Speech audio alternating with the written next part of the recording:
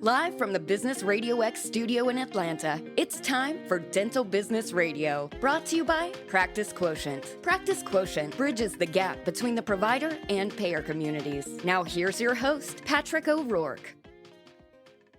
Hi there, friends of the dental business community. This is your host, Patrick O'Rourke. Thank you very much for joining us today. And I would also like to thank Colleen Huff, who is our featured guest. Colleen is the dental insurance coach, the president and owner of that organization, and she's very involved in the industry. She is one of my conference pals, and we like to hang out and discuss all things that are awesome and radical about dental insurance when we get together and, kind of compare notes on different things that we're learning. And I have a lot of respect for Colleen. Colleen, how are you? I'm good. Thanks for having me on, Patrick. It's my pleasure. Thank you for coming on. And so, Colleen, for our listeners who may not know you, tell us a little bit about yourself. You can start with a obligatory, how did I get into the dental industry?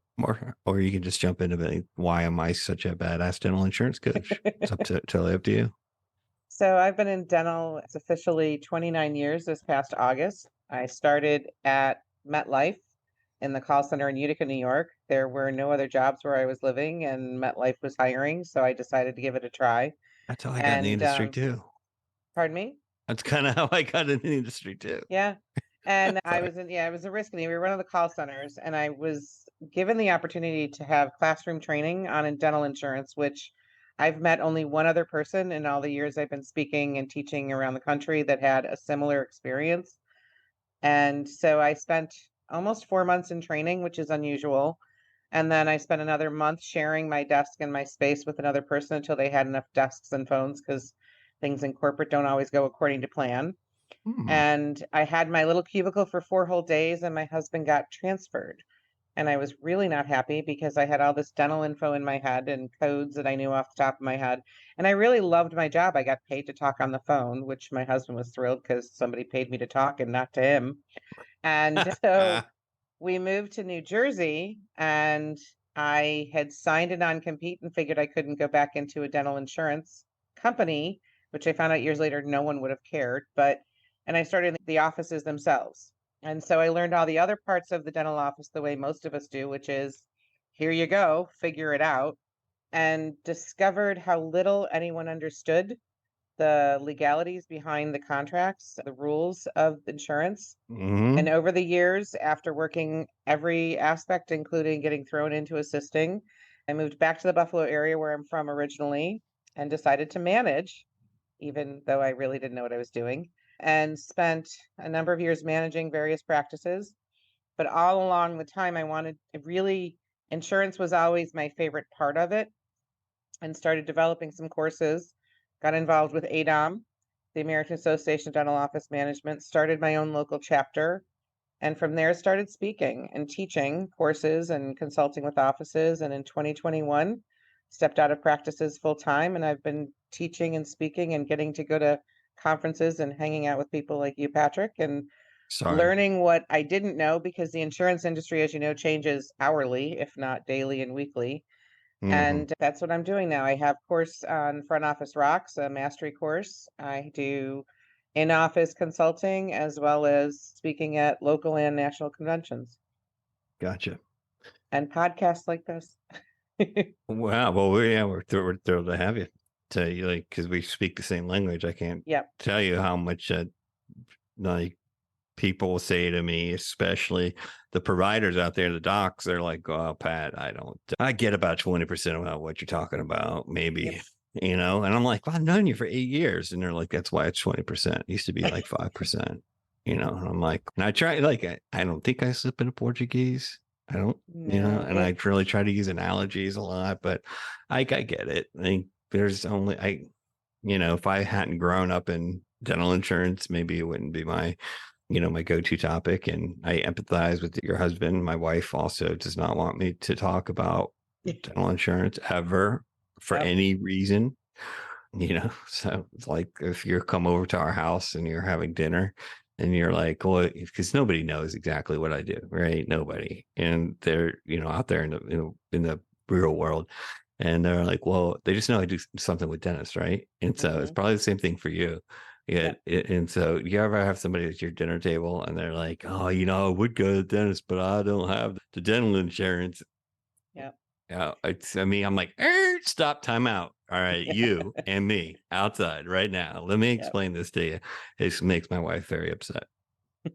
When, I'm becoming the go-to person for my parents to help them decide their medical advantage plans because I can dig through the medical as well as the dental because of learning how to dig through the dental. And so that's turned into my role with the parents as they get older and don't understand it. amen. And trying to do that, that is definitely even worse. I do it with mine as well. And Yeah.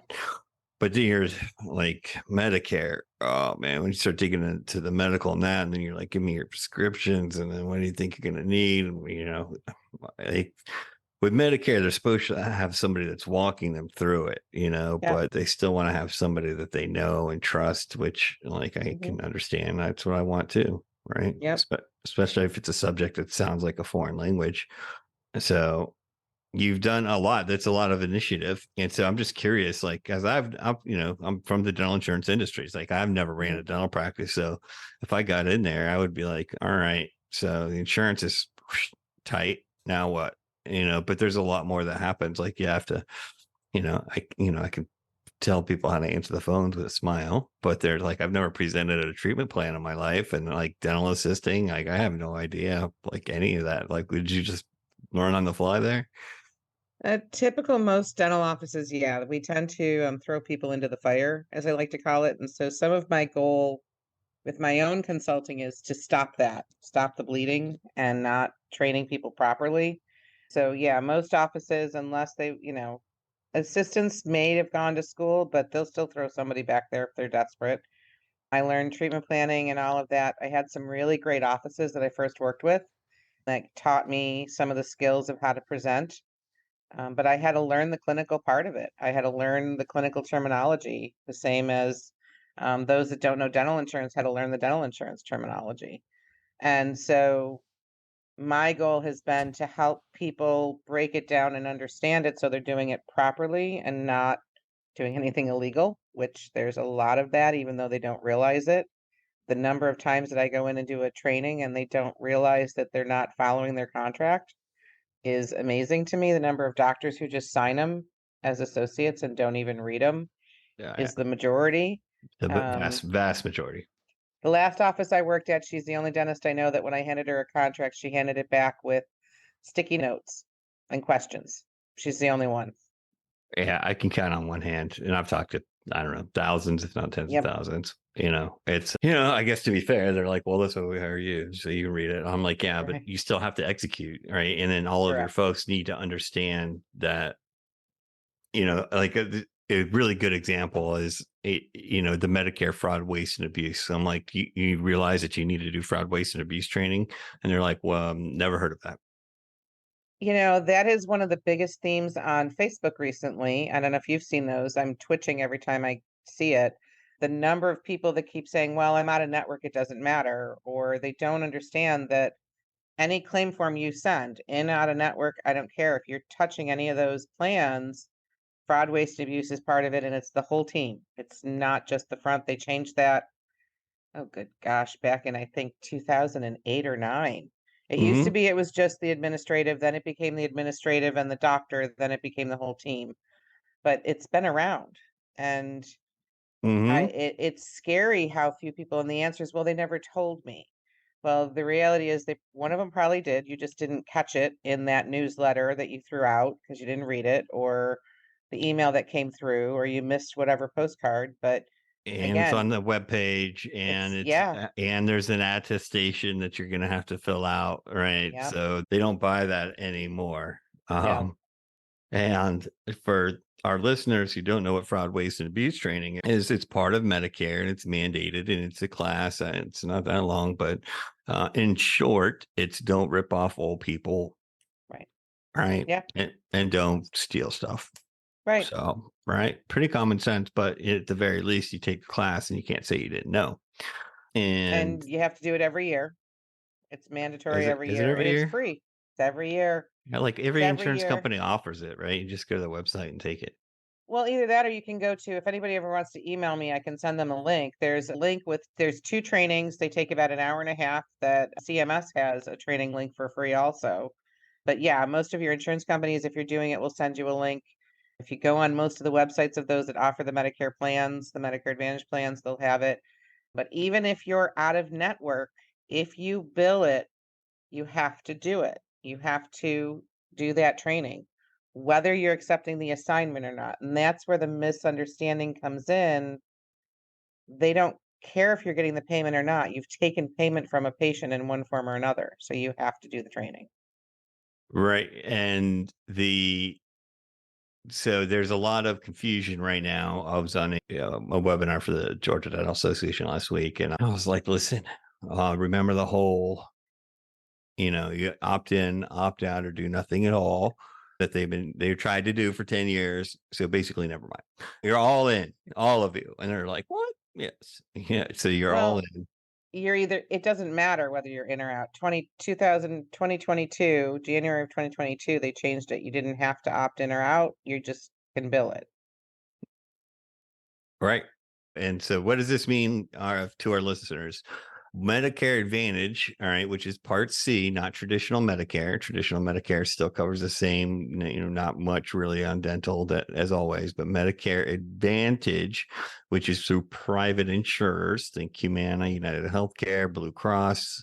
They have Medicare Advantage plans, which are Medicare, everything that's in the traditional Medicare, plus an advantage. And that could be a gym membership. It could be, I don't know, special shoes, sneakers, something, orthotic shoes. But what people really love, dental insurance. And so they want dental benefits because the baby boomers they're used to having it, and they want the dental insurance. Right. And so the plans used to be really awful because of adverse selection, but now they're pretty good. And I mean, shockingly good, like awesome. And so this is a real something to look at. And so, but what I hear all the time is we opted out. I'm like, yeah, it doesn't matter anymore. And they're like, what? I'm like, so how do you explain that to folks? Because I have my own Well, way, but I don't know if I'm getting through. so the reality is I just tell them about the change in the law. You don't have to be opted in or opted out to bill the plans. They're more of a traditional standalone dental plan, and that's what people don't understand. And I keep hearing, oh, they're opting me in, I don't want to be in it. And my question to that is why? If you're accepting that fee schedule for your traditional plans, why you would want to turn away your seniors is beyond me if you're getting the same fees. And in some Mm-hmm. cases, they're giving better fees. So I would look at them. But I also explained to them, even if you choose, let's say you were going to see them as a fee for service patient, you don't want to accept it, you're not going to do anything with it, you have to then have them sign that being seen as a private patient. So there's still paperwork with it. You can be out of network and still bill for the patient, and there's typically out of network benefits with most of these plans. And so add to that, we have a new layer of the No Surprises Act and the Good Faith Estimate Act has added another level of, even if you're out of network and they don't have out of network benefits, you still have to have them sign forms stating they're being seen and they understand they're at an out of network dentist. So there's a lot that goes with this. I saw something the other day, I'm going to opt out. That's lovely, but there's still paperwork even if you're opted out. We have to be transparent with the seniors of what their insurance is and how they're getting billed.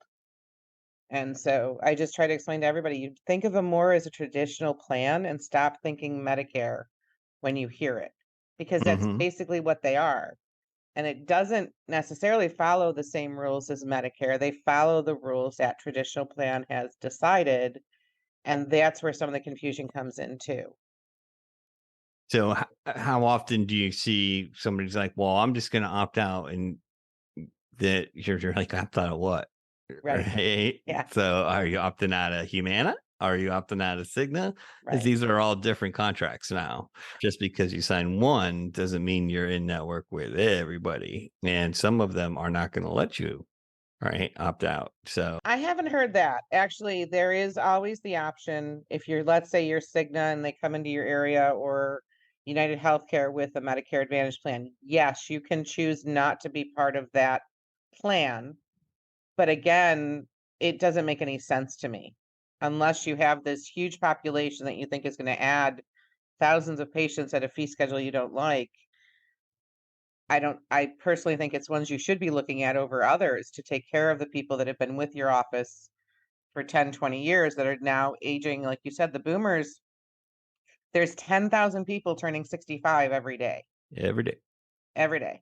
The percentage and the numbers, 95% of the Medicare Advantage plans have at least clinic preventive to it, or 96% have preventive, 95% as of this year are offering a comprehensive that covers something towards fillings, root canals, bridges, partials, dentures. So it really just doesn't make sense to me to stay out of network with those plans.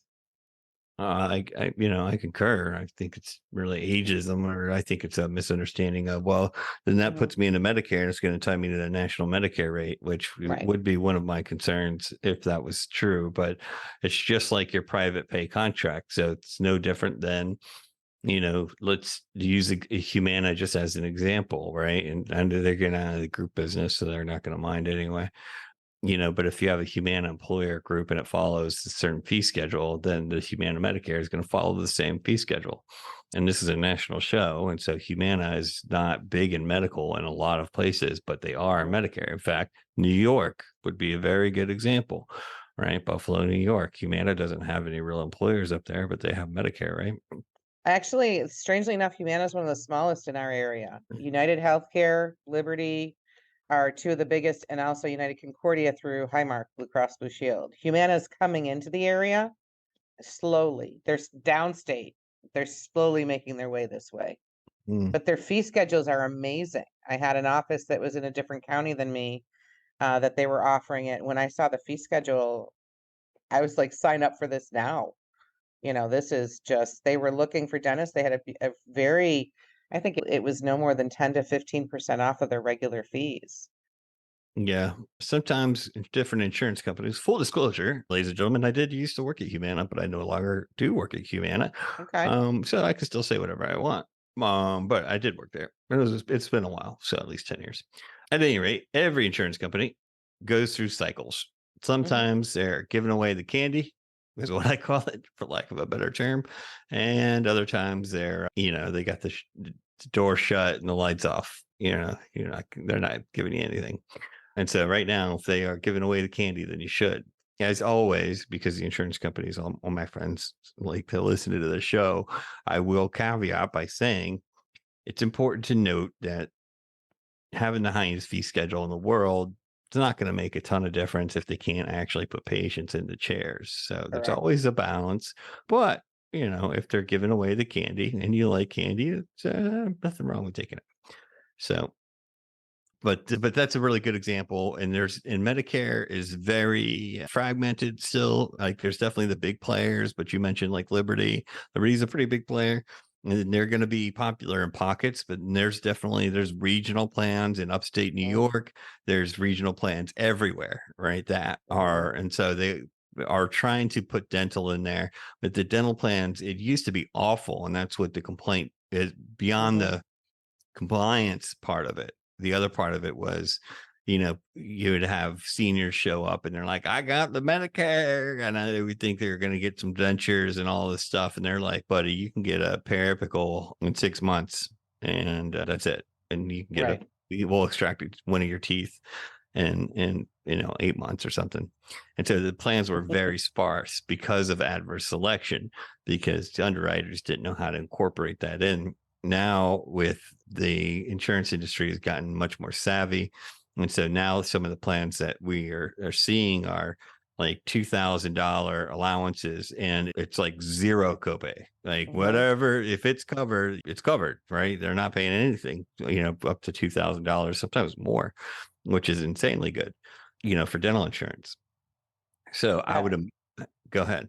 I was just say when I was speaking at ADA, Humana had I forget what part of the country, one of the people because I gave a course on the Medicare Advantage, she said they had $4,000 no out of pocket from a Humana plan for dental in their area.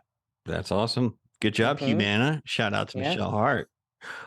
So Humana's making waves, and they're making one big move into Medicare. That's why they're like, the commercial business or the private employer business. They are unfortunately getting out as a Humana customer and a small business in the Metro Atlanta region.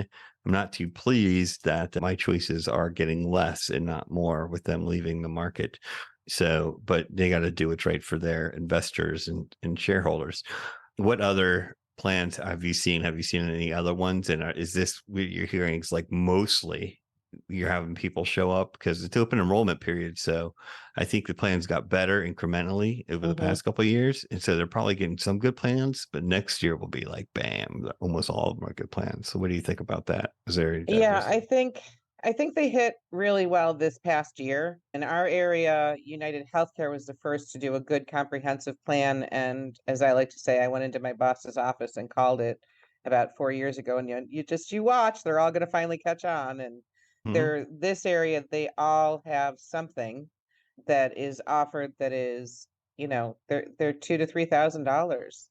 They may have a rolling maximum, which is one of the fun parts to keep track of in an office. So they start with 500 and slowly add, or start with 1,000 and slowly add.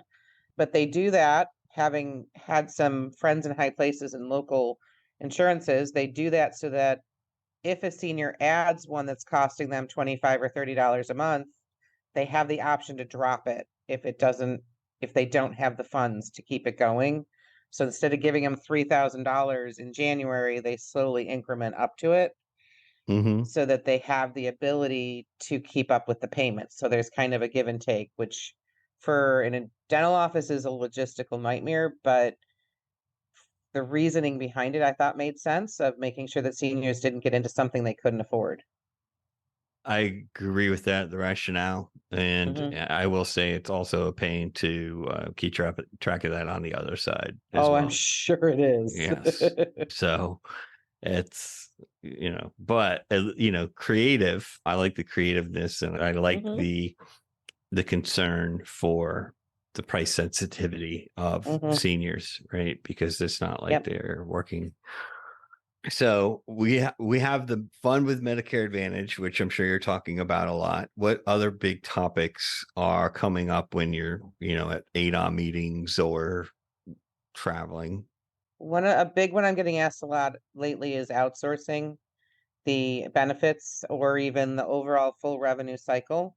Mm-hmm. Offices are having a hard time hiring, having a hard time maintaining enough team members to make sure you're getting a good breakdown, make sure your person entering knows what they're doing, they're not writing off things they shouldn't. And so I get asked a lot about outsourcing So of let's hold on. So let's just for the simple folk here is in like I'll raise my hand. And John Ray's raising his hand too. Thanks, John. The we have insurance breakdowns, outsourcing insurance breakdowns, right? And which Mhm, is where you verify and you're like, okay, well, you got 180/50 plan. Like, where's the oral surgery? Is it split? Have they met their deductible yet? Who's on the plan? What's the effective date? Do they have a missing tooth clause? Blah, blah, blah. Right. So right. you have that. And then you have, I think revenue cycle management is a much broader term. So let's Mhm. then categorize and define that. So they're looking at there's companies out there that will be the ones to enter your insurance payments, so they keep track of your electronic funds transfer, your EFTs, and then another step beyond that might even be billing of the patients. So your complete beginning to end of your accounts receivables, from your insurance breakdowns to your entering of private payments as well as insurance payments to billing the patient. And there's every version thereof that people are trying to outsource so that it's not a burden to those that are in the office trying to take care of the patients face to face. The negative that I'm seeing with that is there are great companies out there, Mm-hmm. but a lot of offices think, oh, great, then no one in the office has to know insurance. And that's not the case. They still have to understand what's being put in as a breakdown, or else they're not going to give accurate treatment plans because they're not going to understand to look for a missing tooth clause or if there's a wait time or something like that. And so there's this disconnect sometimes that happens of I'm just going to outsource and hands off. And Mm-hmm. so I always like to tell offices it's not a bad thing because they're not going to get pulled to go assist. They're not pulled to work the front desk when they're supposed to be checking insurances. But you still have to have a point person who has a clue, that's keeping an eye on it being accurate to what your office needs. And your whole team still has to understand what's being put in the computer and what the insurances are, or else you're going to still be giving bad information.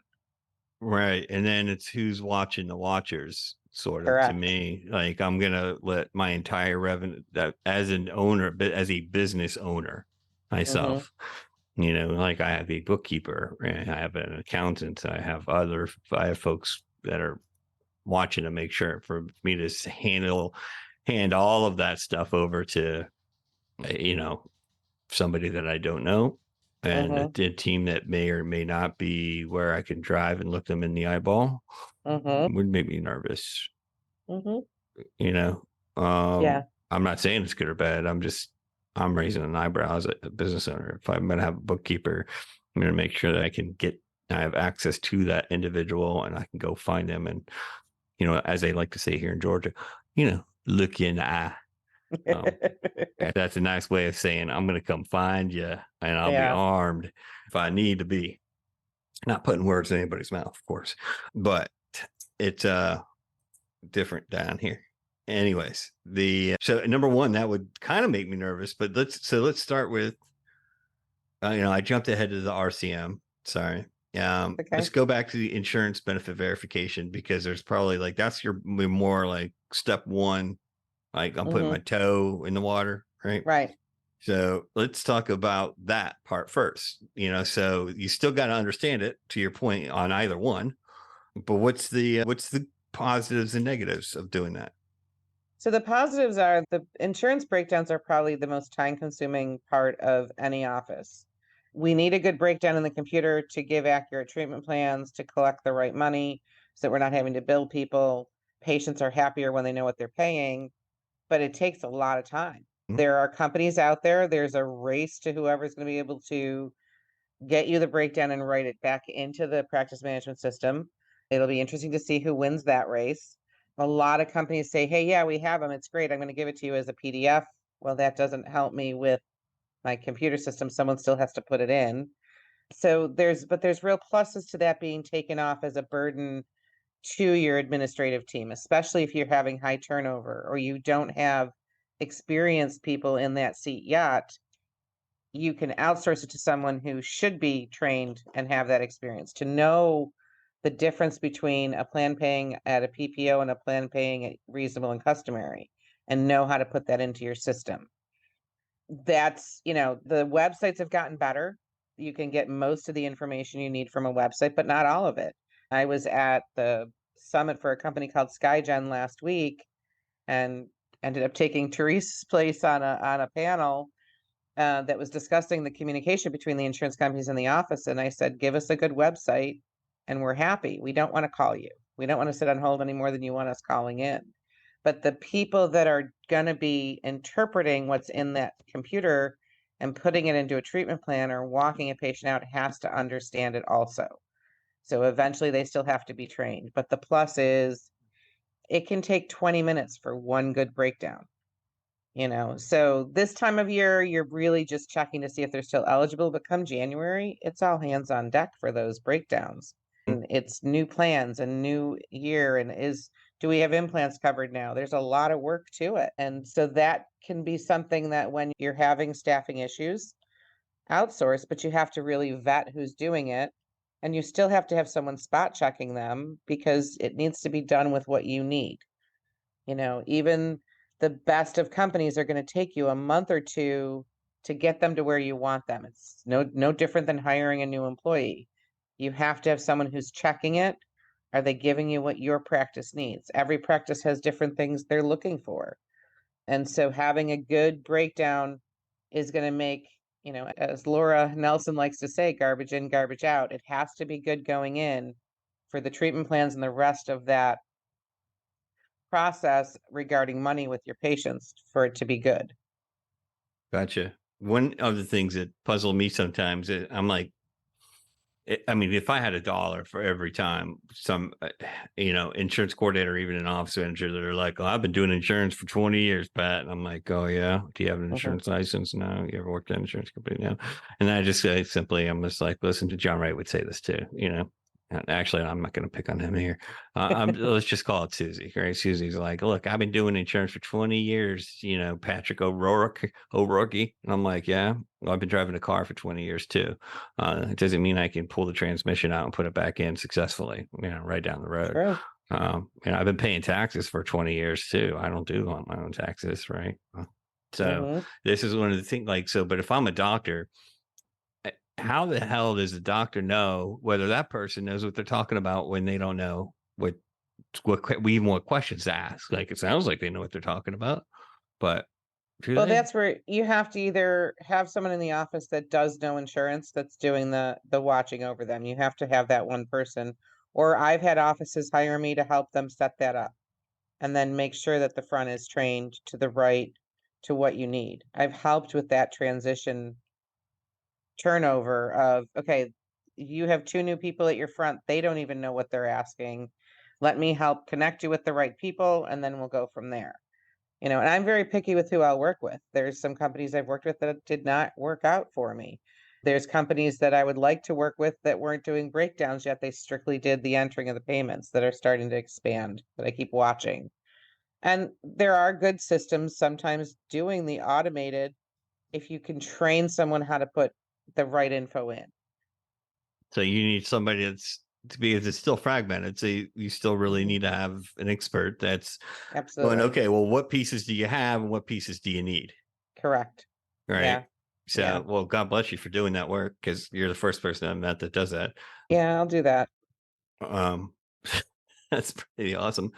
The Not saying so, it's fun, but I'll do that. yeah, is anything what we do fun? I mean, Yeah. sometimes there's Yeah. champagne, and some Yeah. confetti and paparazzi and limo rides, but not Um, not a lot. where's the limo ride? I've missed that one. That's what I heard about. Maybe that's only Okay, Teresa Duncan. maybe. She gets the limo rides, and the rest of us we're in the Uber Comfort if we're lucky. You Yeah, know, if if we're they show lucky. up.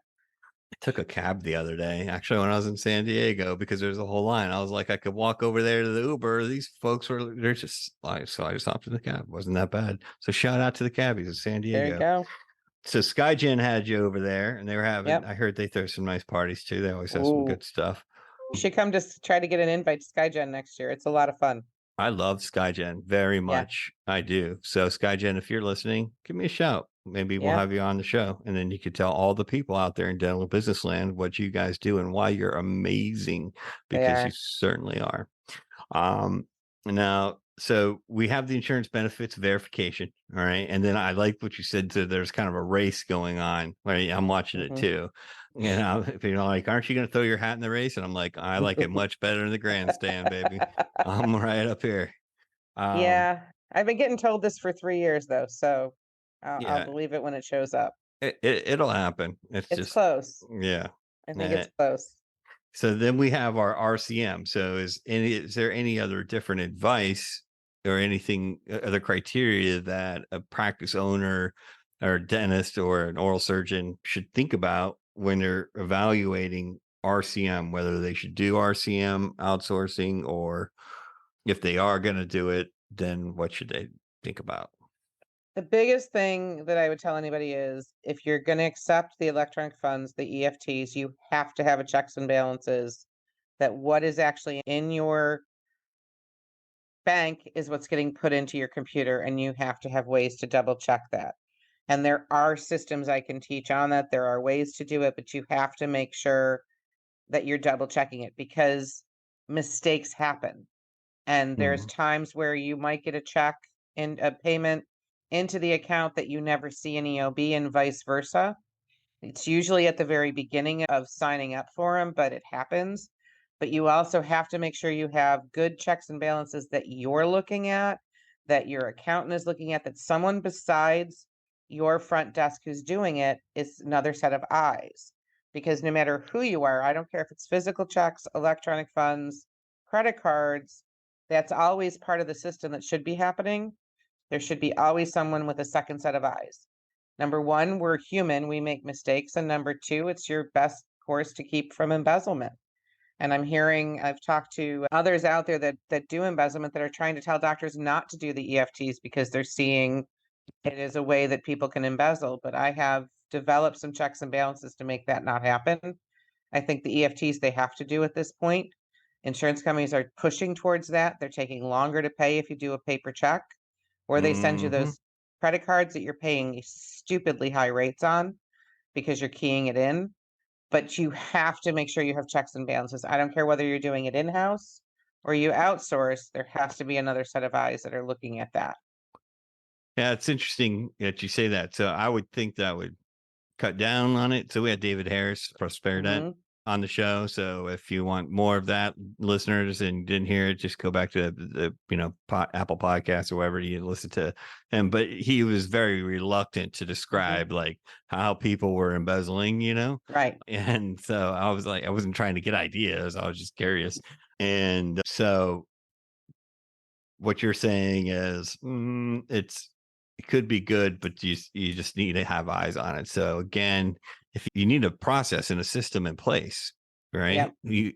So Colleen Huff's your girl for that. Do not call Patrick O'Rourke. All right. I'll Well, tell and you. I had my advice for what to do with people with steel. we don't want to hear that, do we? It's probably not what David would have said. He thought it was funny. I put it on I'm the sure he show. did. Yeah, the biggest, it's no different than physical checks. You had checks and balances when there's physical checks.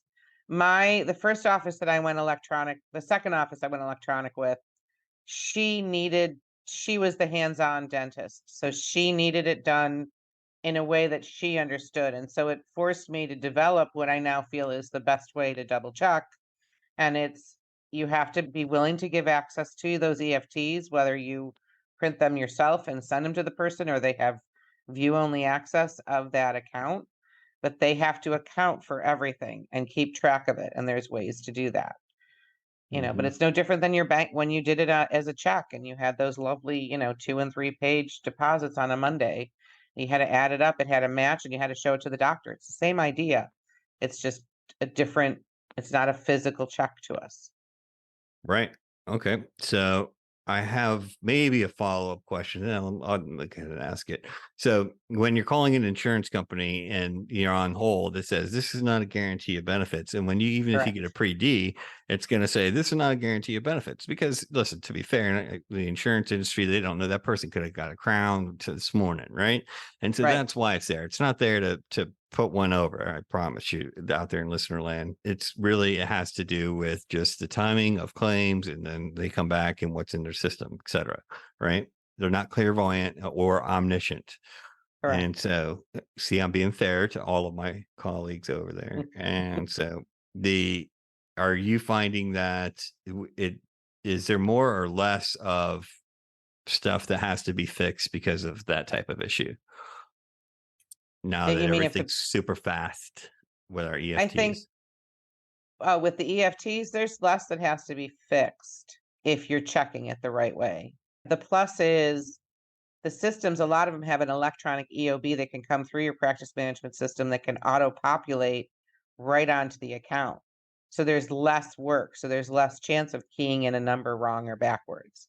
There's less human error. If you're using all of the electronic abilities of your practice management system, what's called an ERA, which is the electronic remittance advice, which is the electronic version of an EOB, a lot of them will import it right in. So you can click a button, it does all the work for you. So in theory, it should be more accurate and we should have less mistakes happening. But again, if you're not double checking it, you can still have errors. So an ERA is electronic remittance advice. I don't know why they call it advice. It's not really advice unless they're advising me how much they paid, I guess. I'm not really sure. Yeah, we like acronyms in the insurance business. So yes, we do. But basically, it's a virtual EOB. Correct. Right. Now, can I see a PDF or a copy of what would have been an EOB, or is it just a bunch of code and numbers? No, In fact, the plus to a lot of them is it'll import now in a lot of systems directly into the patient's account that EOB or ERA. Right. That would have It's also come in the saving another mail. step, but you can see it. It comes electronically. Right. But it looks, you can tell this is how the claim got adjudicated. This is the Correct. fees that were submitted on Yep. this day for this patient. And these are the contracted fees. Here's the submitted fees. Here's the contracted fees. Mhm. And here's how it was adjudicated. Right. Here's where the deductible is applied. And then if it was Guardian and we were using, somebody else's fee schedule, it says utilizing their fee schedule. Correct. In some cases, it's easier to go to the website. Some of them don't read as clear. I'll be honest. There's some that I still would go to the website just because of the way it comes through. Mm. But in most cases, it's telling you what they owe, it's telling you what they paid, it's telling you the electronic remittance, the EFT number, which is basically a check number, all of that. Interesting. Well, I just learned something. So thank you, Colleen. That's I will awesome. say, yeah, the best part of them, the example I always gave, because I did this years ago when I was in an office that was a Medicaid-based practice. Mhm. And Medicaid, when they switched to these back in 2011, and I jumped on board as soon as I could. And I went from what used to take me 3 hours down to 15 minutes to enter a bulk check because it auto-populates it for you. That's So awesome. time saving wise, especially if you're a Medicaid practice and they offer this, or you're a practice that has a bulk, deltas, a lot of deltas or something that you get large checks from. Who are they? Delta? This is Delta does a lot Is, of, is that a big insurance company? they're a little bit one of the bigger ones. Yeah. Okay. Yeah. Gotcha. Some people have heard of them, not everybody I know. though. John Ray's falling asleep over there. So I don't know if he's heard of him. He's like Delta Airlines. Sure. Yeah. All right. I So like listen, Delta Airlines. so do I. I like Delta Airlines too. So, but Delta Dental, one of the innovative Delta does dental only. So they're very sophisticated in their adjudication and with their technology, I would assume. Would this be a safe assumption? I would think so, yeah. They have one of the better websites. That's most of the Deltas. I shouldn't say all of them, but most of them have some of the better websites too. I had the privilege of helping when they were doing some beta testing and asking some of us in the industry to give our opinion. And Delta of Pennsylvania, I was part of that opinion giving, and they actually listened. So Well, kudos to you, Delta. still not sure how I ended up Pennsylvania. on it, but I got asked I knew someone, I shouldn't say I do know. I knew someone that worked there and they knew I was opinionated, I guess. So they sent in my name. I think that's pretty awesome. And I would like to thank Delta Dental of California for buying Colleen and I lunch along with Teresa and Yes. the California Dental Health Services.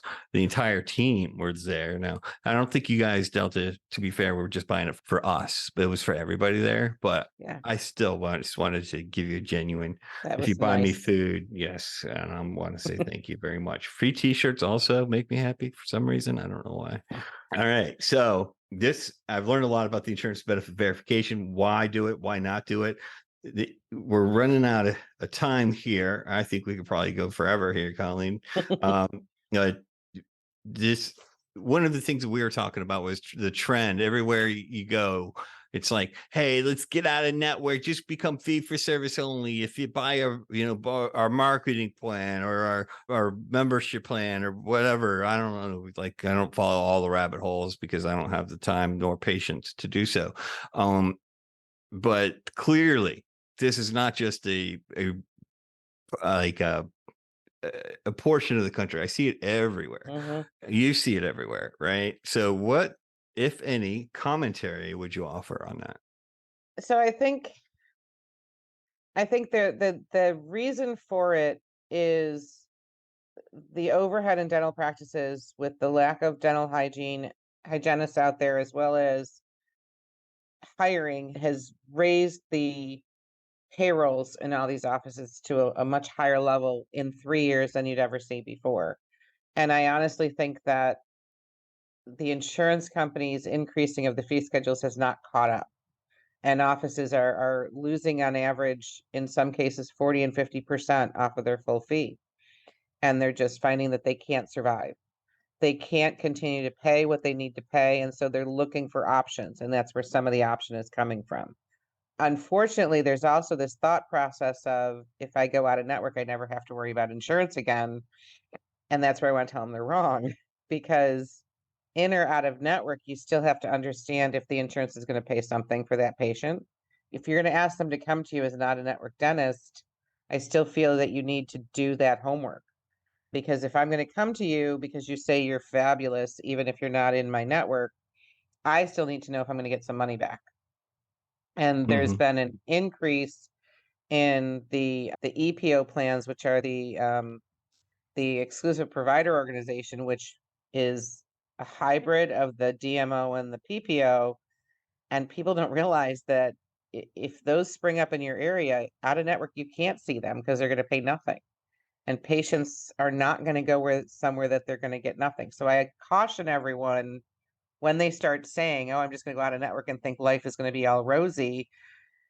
That's not always the case. You have to do your homework, and you have to know your area and your patient base, and can you survive on losing X number of patients and still keep moving forward? Hmm. Um, and I also say that's where talking to somebody like you and maybe seeing if they can get some negotiation going to bring those fees up is also another, option. I think there needs to be some catch up from the insurance companies, and I'm sure they're gonna hate me for saying that, but they need to bring some of these fees up. They can't continue to ask someone to work for 50% of their normal fee. I, I concur. Practice overhead is exploded, and now all of a sudden fees are going down. Well, Mhm. is cost of living going down? No, it's gone up. Right. So I I'll just say this because I have one more question before John Ray pulls a plug on us. Mhm. Is the Don't make an emotional decision. Correct. And because I can tell you, I've gotten many calls from folks that, just pulled you got upset, or they listened to something, that their peers did, or they thought that they did. And then they pulled all of the contracts out. And then all of a sudden there's empty operatories and everybody's sitting around twiddling their thumbs. And Mhm. then now it's panic mode. Right. You do not want to be there, because there's No. nothing anybody can do, right? And then you're coming at hat in hand to the insurance companies. Well, they remember, right, Oh, that you yeah. just told them to pound sand a year ago. Now, one of the other things where I am trying to talk to some clients, and I say, listen, this is a really good fee schedule. This carrier is trying to be fair. They want you to they want to be a business partner, etc. What I am hearing is from many practices is they're like, well, we don't have anybody to verify benefits. And so Mhm. going back to what we were talking about at first, and I think I mentioned this in California, I said, we're having, they're like, we don't have anybody. We don't have an insurance coordinator. Like we just don't verify benefits. And I'm like, you don't. So I don't know Yeah. how normal that is, or it's not. Like, I don't know. I can just tell you that even when we get, attractive terms from quality business partners, i.e., insurance companies that have good reputations for treating the provider community fairly, and we recommend them, the client is still like, well, we can't take on. And so what would you say to the smaller practices that don't have, they have an outsourced insurance and they don't have an insurance coordinator? What do they do? I think at that point you can train your team to sort of do what I call a short version of a breakdown, even in that you can maybe train somebody and teach them. Most software has a real-time eligibility button that you can at least find out if the patient's eligible. And even if you put your basic, your percentages in, your maximum, your deductible, and have a PDF that you can look up the rest of it, you can still function in network. You may want to hire a college student to do it for you 2, 3 times a week. But get them trained on what they're looking at so they're putting it in correctly. Many offices work without an insurance coordinator, but the front desk handles those things. Or you might want to look into outsourcing. Have someone help you with the outsourcing decision and hook you up with someone that can do it. You know, do it in a way that's going to work for your office. But you have to get the breakdown, so you're just going to be chasing money. you're going to have somebody come in that hands you a card and everybody thinks they're covered and and everybody's just going to assume it's there. And now you're chasing down thousands of dollars because there's nothing. If nothing else, figure out from your software that real-time eligibility button and do a shortened version of a breakdown. That's good. That's good advice. We're going to leave it there and might come back and pick it up another day real soon. Sure. This has been an awesome show, Colleen. Thank you very much for coming on. Now, if people would like your counsel specific to their practice, how do they reach you? It's real easy to find me. My website is colleenhuff.com, or they can email me at dentalinsurancecoach@gmail.com. Pretty simple. They can find me on Facebook also. I have a Colleen Huff Dental Insurance Coach Facebook page. I have months that I'm very active on it and other months that I will be honest, I'm still working at being better at it. But those are the main easiest ways to reach me. Hey, I feel like I lose 3 hours of my life every time I open up Facebook. So I'm working on it. I'm trying, I don't, for our listeners, if you can reach me on there, Practice Quotient, and I do have a page, but it's mainly so I can talk smack to my mom and share pictures of my kids. Yeah. That's really what I do. And Instagram, are you on Instagram? I'm not. I got locked out and I'm still trying to get it reopened. I am on Twitter at Colleen Huff Dent. Instagram, I'm still fighting with them. They locked me out when I got hacked and I still can't get back in. So it's someday I'll get it figured out when I have time. We never have time. Which will never happen because I was gone for 7 days last week. I don't even know which way is up. We gotta find a college kid to do that. Two different time zones. I do. Yeah. By the way, colleges, if you're listening to this, I'm in Atlanta, Georgia. And so if you have college kids that want to do insurance verifications, and please let me know. But also if they want to be an intern. There you go. And learn all the cool stuff like Colleen and Patrick, then let us know. So with that, I would like to thank On the Wheels of Steel, our producer, DJ John Ray, and the Atlanta North Fulton Business Radio X and the Business Radio X family. I'd also like to thank our sponsors, which would be me, Patrick O'Rourke. You can find me at Pat_J_O'Rourke, OROURKE, on the gram, like I said about the Facebook, but I'm also on LinkedIn. You didn't accept my LinkedIn invitation. So I did. No, you did. Oh, okay. Yeah, I did today. Yep. I'm on LinkedIn too. LinkedIn. There you can find us. That's where all the business folks are. And outside of that, I'm not hard to find. And www.dentalbusinessradio.com. We are on all of your favorite streaming platforms: Apple Podcasts, iHeartRadio, Amazon, Google. DJ John Ray could tell us more, but he can't talk. So thank you very much for listening. Thank you very much, Colleen. And until next time,